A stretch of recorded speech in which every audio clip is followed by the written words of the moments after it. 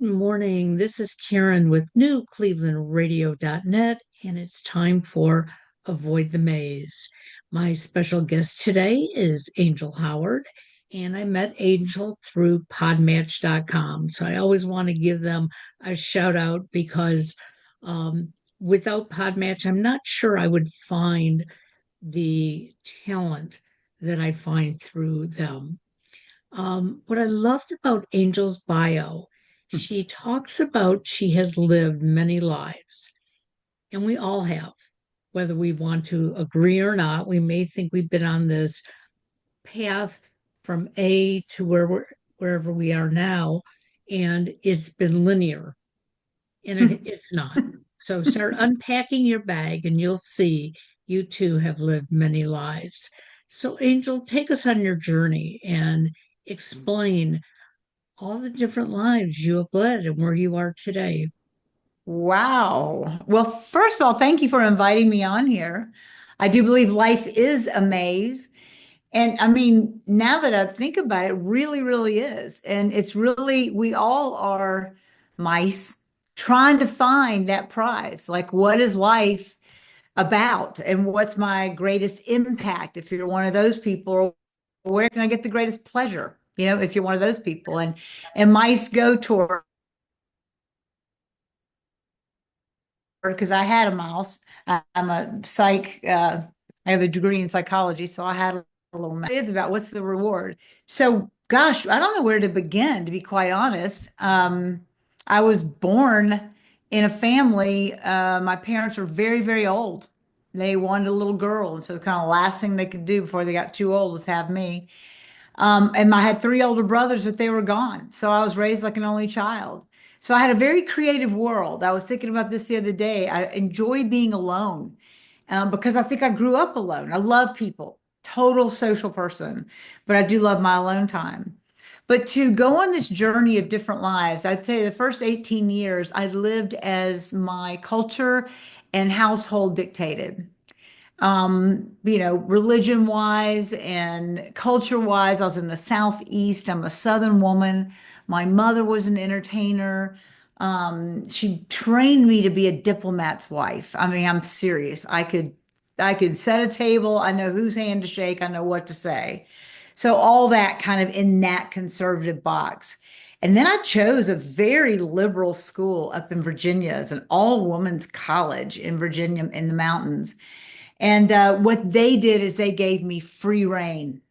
They just said, fly, follow your joy, follow what you love. And what I did is I got a psych degree and a business degree because I felt like I had to, conservative coming back. And then, but I danced. I enjoyed so much. Dancing in junior high and high school was my saving grace. I was everything else athletic, but the dancing part is when I got to somehow work out my teenage emotions. So that made an impression upon me. But when I got out, I got pressured back into being something that my dad understood. That's either a doctor, a lawyer, a teacher, something, those square boxes. Didn't really fit very well in those. And I had to break the news to my dad, I'm not going to be a doctor. Sorry. But I went into financial planning and I was down in Atlanta, Georgia, and I was a blonde with, financial planning. I did all the mutual funds and insurance and all that stuff.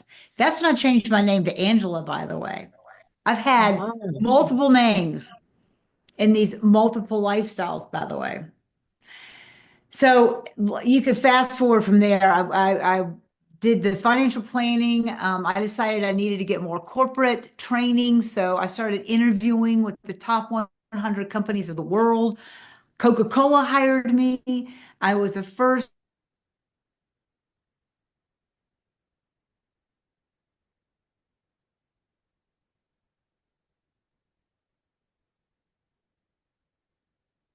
of a wave of women they needed.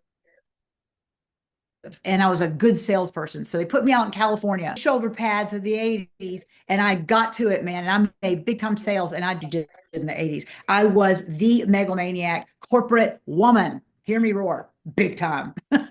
and You had to get a master's. I don't know if remember this, but back in the 80s to uh, get a better salary, getting an MBA was the next step. So eccentric me, it's like, no, I can't do just a plain MBA like at Pepperdine out in LA. No, I had to go to the south of France because I wanted to go international. Again, this drive, this businesswoman, all that.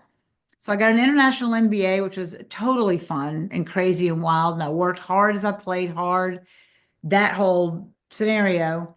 When I came back, I went to go visit my parents down in Florida, went to some sailing regatta with a girlfriend of mine, and met my future ex-husband, which derailed everything. And all of a sudden, I'm in this world of art and sailing, and it wasn't football and religion and, politics. No, none of that. So that's a big turn. Really? And we were married for 5 years, two of which we spent on a sailboat, having our first child on an island in the French West Indies. Wow. So, and being a woman on an all male boat, okay?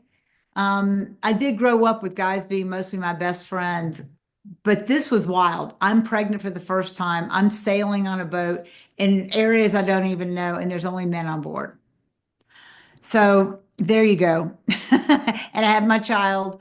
I had a male delivery doctor and what they call a sage-femme, which is a midwife, who was a man also. So had my child down there, became a mom, a very earthy, crunchy, funky mother, I can tell you that. Got immediately pregnant again, and then we moved to South Carolina. And at that point, I became incredibly artistic. I didn't have the confines around me of my hometown.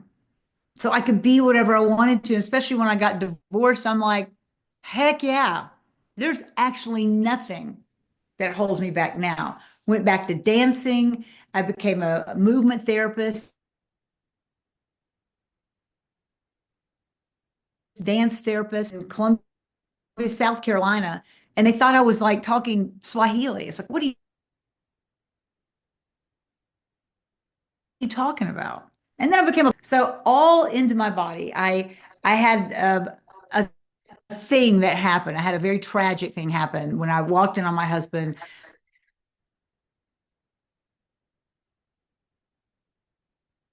with another woman. My whole world crashed, and that's when I decided to just do what I'm supposed to do. Those crashes, by the way, as hard and horrible as they are, to me, it crashed the mold that I had grown up in. It was like I was this statue of a person, and life just took a wrecking ball to it and just went, nope, none of it's true for you anymore. So I reinvented myself. And that's when I moved more into the holistic world because that became very, very easy and like a known world to me. So Right. I can fast forward. Anyway, being a mom was the best. I was earthy crunchy. I was dancing. People are hiring me to dance at art shows. And I had this movement therapy classes and individual trainings. And I became kind of an expert on movement therapy for the medical systems. And I was all over the place because I was so new and such a weirdo. But then it came time when my boys got to the tweens and their dad didn't really want had to hold us where we were anymore. So I moved back to my hometown. That was huge and quite a difference because here I am, this completely wild, wide open, completely expressed, self-expressed woman coming back into my conservative town, into that box. And yes, I tried to put myself back in that box, and it felt so uncomfortable. Oh Right. my God, it felt so uncomfortable. But I'm like, if I'm going to make it here, I've got to look and act and talk like these other people. But I didn't and I couldn't. And it was a struggle.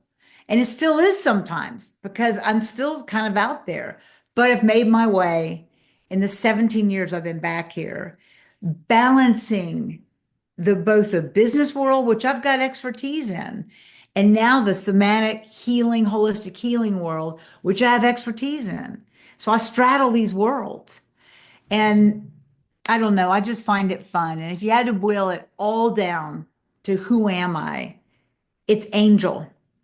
Angel's the person because Angel is a messenger.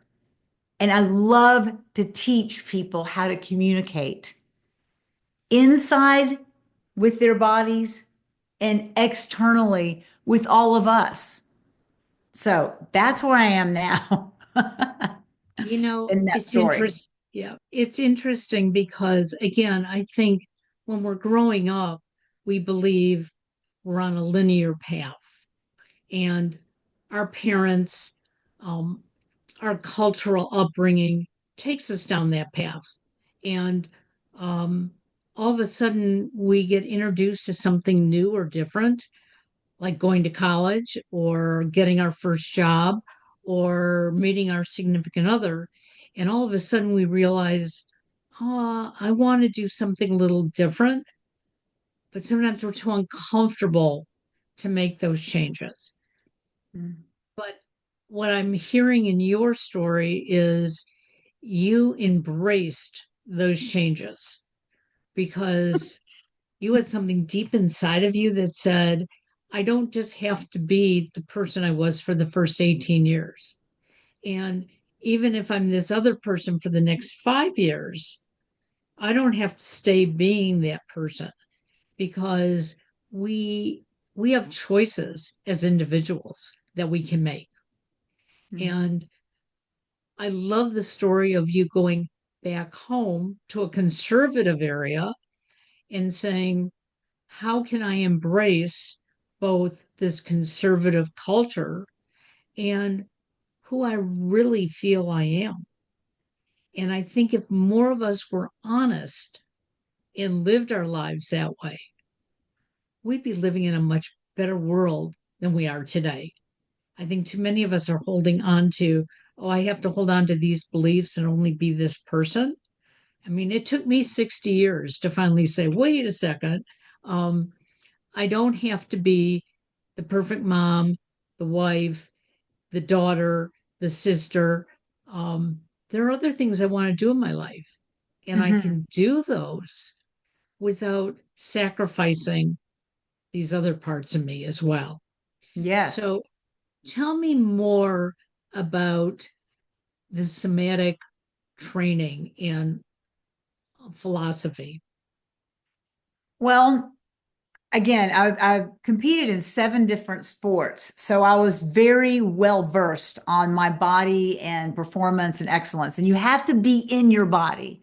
See, being out of my body is not even a concept, right? But a lot of people live completely out of their bodies. They live in their heads. And so being a person that lives in my body, having a gut feeling, intuition, right? They call it the gut feeling. My gut feelings were really strong because I'm in there. What somatic movement therapy does is help others get in their bodies. And it sounds so simple and then so strange. Like I've had a lot of, especially men, ask me, what does that mean? And I'm like, well, it means you feel when there's sensations in your toes, ankles, knees, whatever. When you feel the tweaks and the butterflies and the knots in your throat and you acknowledge them. Because many times we feel these things and we're like, oh, whatever. And we depress it and suppress it. And much of the time, those feelings are masking or they're like little voices saying, hey, something's in here that needs to be addressed. And a lot of those get in there by traumas that happen to us all during our life, from inception in our mother's womb to the day we're walking right now. So, somatic movement therapy does very simple things. They bring you into awareness. So, it's a body therapy. So, it could be massage therapy, it can be yoga. I mean, somatic, it's become a very common word now, but I've had to define it for people. Soma means body. So, it has anything to do with focusing on the body, and it's body led therapy. So, we don't ask your brain, what do you think? Because the brain is a justifier. It does everything up in our frontal cortex. Our limbic brains are like, no, that actually hurts. No, I'm scared. Something is affecting my survival. And the body does not lie. So when you stop and you have to slow down and you have to stop and you got to feel, whether you got to go to the bathroom real quick or find a little quiet space and go, oh my God, what was that? And the tightness, and to actually acknowledge it. So it's about awareness, it's acknowledging it, it's giving it a voice. Like, what are you trying to tell me? There's things in there that are pushing me and motivating me that I don't have control over. And it's creating bad jobs, bad relationships, bad communication. It's creating these things, and I feel I have no control over it. So when you feel you have no control, you actually do, but you got to go down and talk to it, whatever it is, the story, the pain, the butterflies, the knots, whatever it is, and then exorcise it. You can think about that as, exorcise the evil. It's not evil, it's just in there. But to exorcise it, meaning let's allow it to release. And movement therapy uses movement, different movements, subtle movements, focused movements. I use 7 different movement qualities that match up with the 7 different chakras so that you can, as a person, learn about the different areas of your body and the energy centers there and what they affect. So when something happens, let's say in your chest, it's about what is it that's painful in my heart? Am I squashing my passion? Or if there's a lot of fire there, is there some sadness that wants to come up? Is there a lot of burn? All these things mean something. So I wrote a book, Issues in Your Tissues, just to make it simple. It is a simple guideline and questions to ask your body. It's not the end all be all, but it can take somebody who knows nothing about this and make them into a person that understands their body, understands the messages, and can guide their life with clarity. And I think what you're talking about, so many of us are so afraid to do that. Okay. Mhm. If I try to figure out why I have this choking feeling, Mhm. I know I'm really not choking, but it feels like that way. But if I really deep down inside to figure it out, what if I don't like that answer? And I've heard that from many of my clients who will say, you know, I don't like going to therapy because therapy like digs down into the root of, what happened in my mother's womb to the point of, you know, the person I met yesterday. And I would say therapy doesn't have to be that way, but it can be. But coaching is not that way. And so when we walk you through a coaching session, you don't have to dig that deep. But if Right. something is choking you from getting those words out, you need to stop and think about what can that be? How Mhm. can I get that out? And like you, I have found there are certain things that I can do as simple as just going for a walk Mhm. that will help me get that expression out.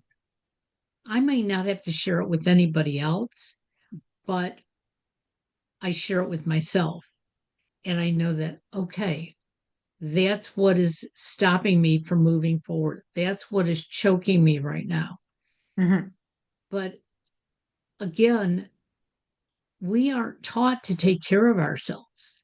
And because of that, we walk around with the pain in our chest and the choking in our throat and not feeling really bad about ourselves. Right.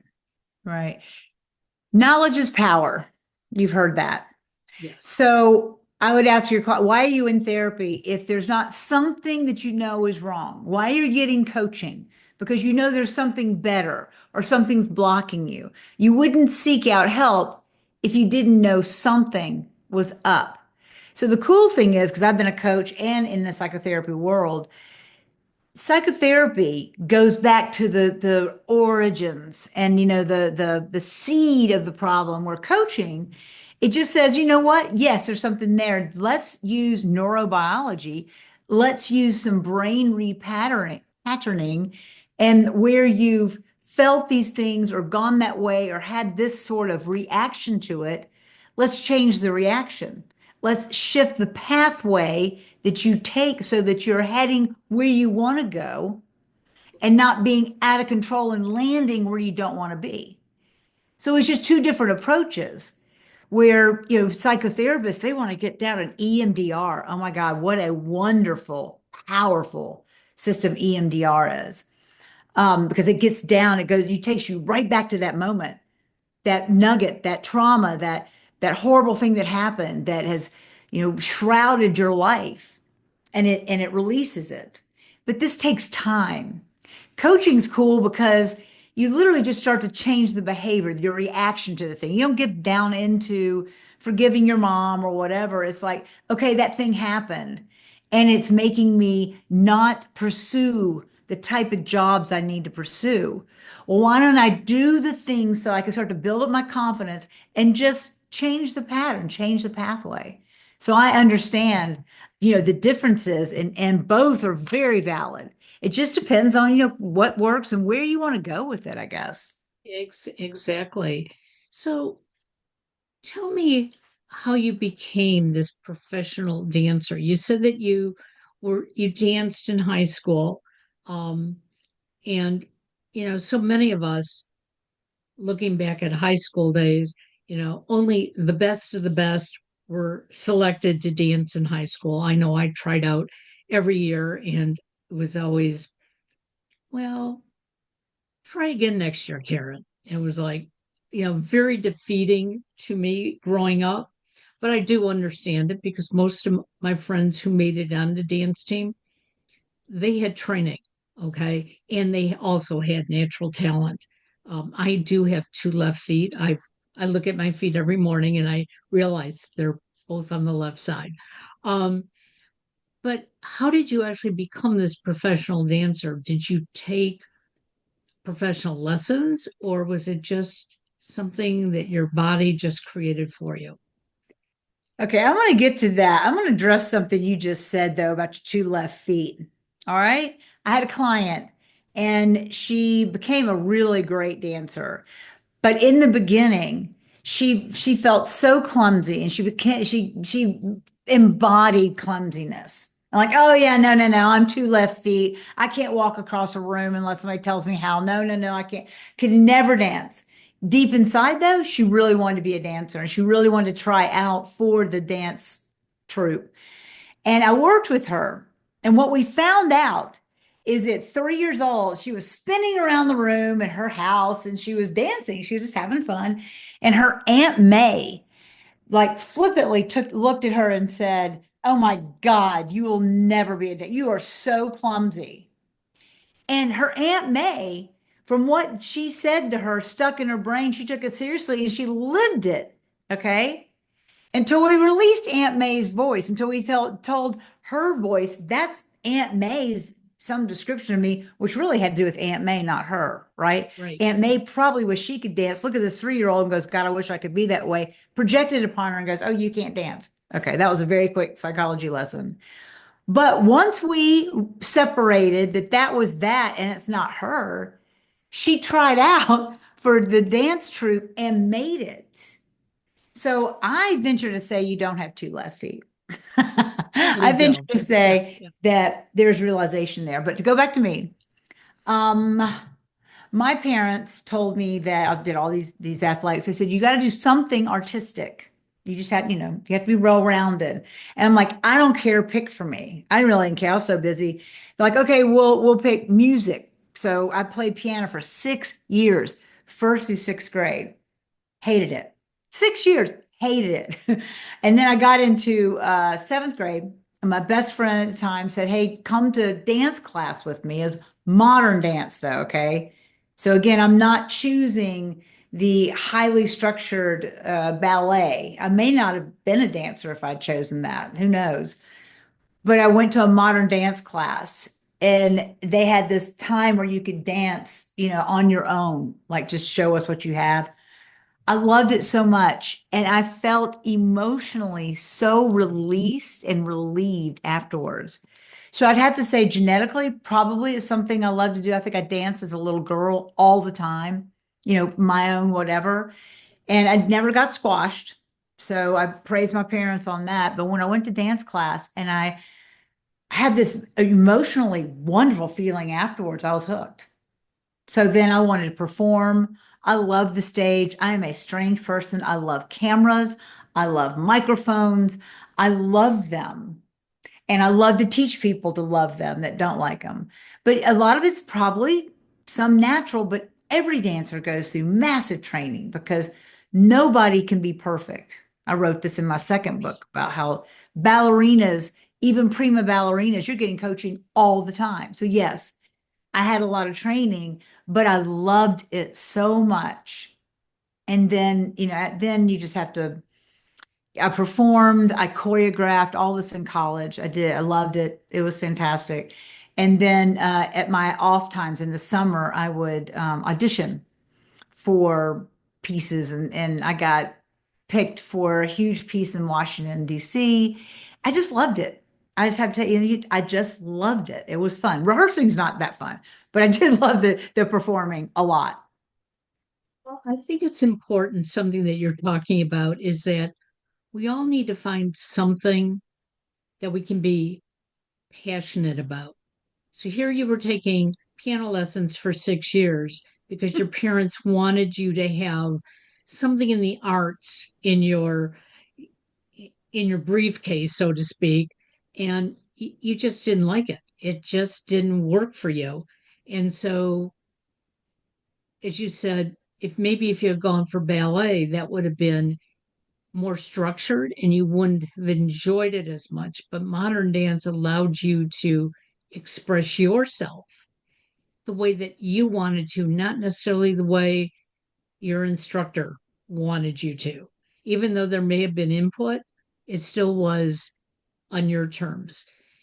And that's something that I think that we don't speak enough about as we're growing up and going through life, that we all think that there are these structured things we have to do. And like I said, until I was 60 years old, that's exactly what I was doing. And at 60, I decided I wanted to go back to college. I wanted to finish my bachelor's and I wanted a master's degree. And when I told my family about it, my mother at first thought I was totally crazy. Like, what do you need that at 60 years old for? And I just said, I need it for me. I need to prove that I can complete my degree. And I loved it. I enjoyed every class I took. And I found I was excelling. And when I graduated with honors, I Oh, looked in the mirror and I said, who is that person? And I that's realized I had gone through many lives up until now. I was great. ready for it at that age. I wasn't ready for it when I was 18, 19 years old. Um, in fact, I didn't know how to study when I went to college. And that was my Sure. biggest problem. Hmm. Um, in addition, when I started podcasting 14 years ago, I really didn't know what a podcast was, but I knew I wanted to be in broadcasting. Mm. And I knew if I went to NBC, ABC, whatever, they were going to look at me and go, you're about 40 years too late. And so I thought, but I can do it my way. And so I figured out what podcasting was. And from podcasting, I went into coaching. Hmm. And from coaching, I'm going into speaking because I believe we all have something special about us. And we need to find that to enjoy our lives. And that's what you speak to. Hmm. And I appreciate that. So tell me what Wildheart Expressive really is. You created it, explain it to us. The creation of it, I've had several businesses. One was Art in Motion, and then the other was Urbana downtown because it was the urban Nirvana. So I have this thing about names. But Wild Heart Expressive, the name came from actually some equine therapy that I did with a wild Mustang horse, an original Mustang. And Thera was her name. And she got me connected to my wild heart, my wild and crazy open heart. And she said there during this therapy, when we were kind of meditating together, she's like, that's who you are. And so everything you do needs to go through your wild heart. So that's where Wildheart Expressive came to be as far as a name and a business. But it's really about teaching people. Well, first of all, it's me. I am a wild heart expressed. So wild heart expressive. And I express it in writing. I express it in my podcast and my books. Now I've got a TV series coming up, I'll tell you about. So it's all about being expressive. I've got to be the role model. I can't tell people to express what's depressed or to express what's oppressed if I'm not. So I'm living my dream. I'm living that expression. And in my wake, in my coaching, in my talks, and then when I work with people, retreats, it's about getting them connected to their wild hearts. That's the leading. Because if you're connected to your heart, I mean, I almost want to say what can go wrong because you're following your passion. So you have the drive behind it. Also, if you lead with your heart, you're not putting up some sort of facade or front or something that somebody can attack. That's the thing. What people don't understand is that to get along in this world with boundaries and all that stuff is to be vulnerable, to be openly vulnerable, not to make yourself like a sacrificial lamb, Right. but to be expressively vulnerable. Your humanness makes you appealing.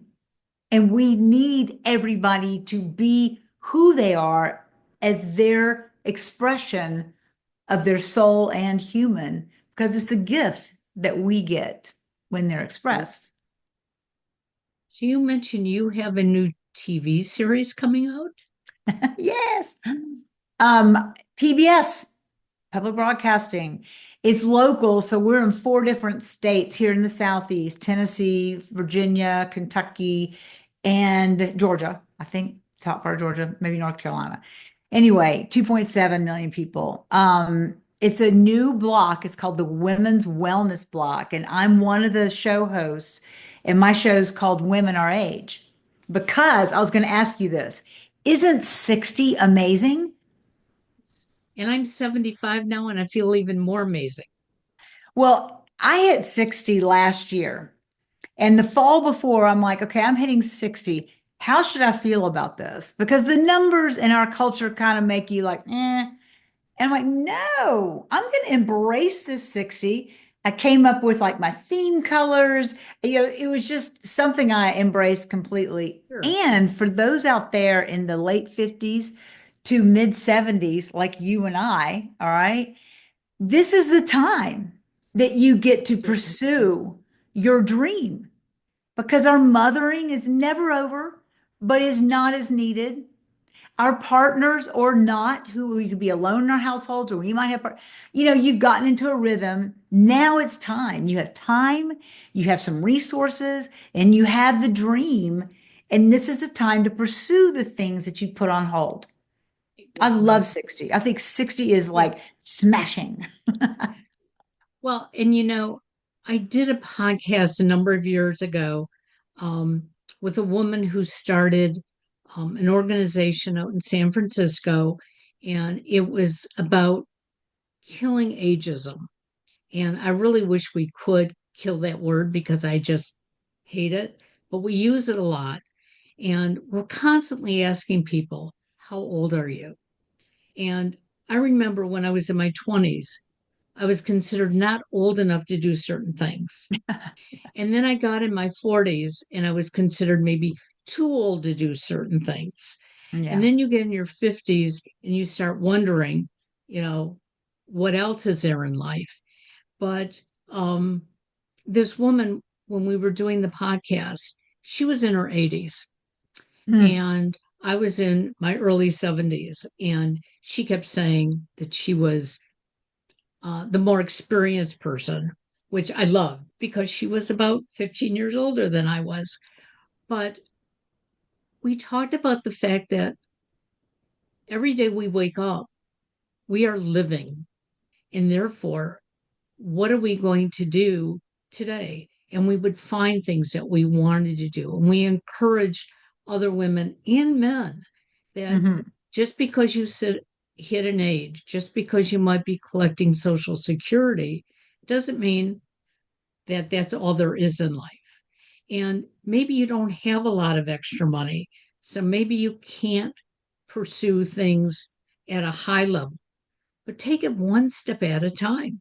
And Hmm. that's what I did when I started podcasting. It was like I just started calling friends to be my guests. And Yeah. then through friends, I met other people. And through those people, I started growing. And it was like, well, if I can do this by calling one friend and asking them to be on a podcast, then you can do this with whatever your passion is, whether it's going out and dancing, performing and singing, um, running a business, whatever it is, we can all do it. But you got to be honest with yourself because if you really don't believe in it, you're not going to do it. So let's go back to my two left feet. I know I really don't have two left feet, but I also know as much as I thought I wanted to dance, Hmm. that wasn't what I really wanted to do. Yeah. I love public speaking. I love being able to share with other people. And so I make a joke of my two left feet, and I do trip a lot. And past year, I've broken too many bones to explain, but um, my two left feet are because I'm so busy thinking about what I want to do that I'm not Mm. watching where I'm going. You're And not in your body. I'm See? not exactly. And this past year, through physical therapy, I've learned, wow, how much I haven't been in my body. And so Yes. now I find myself, even as I'm walking across the street, feeling my feet on the ground. And I've never done that before. But I realized I don't want to break any more bones. I broke my shoulder, I broke my wrist, and I'm still healing, but I'm going to feel the ground when I walk on it. And what a difference it makes. It's safer in your body, my friend. You are absolutely correct. So, how can my listeners find you, follow you, and get your books? I am so easy to find. I'm Angel Howard. That is it. That was the name I was given. That's what I got. Angelhoward.co. That's my Well, website. But if you Google me, you'll find me. I'm on LinkedIn, I'm on Instagram. But go to my website and join my email because there you'll find out about other books coming out, my retreats, blogs, talks, things I'm going to go across next year and speak on my new book.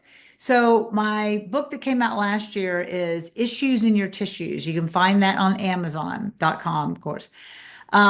And that's really about your conversation with you and your body and getting the answers there. The next one is what's messing with your messages.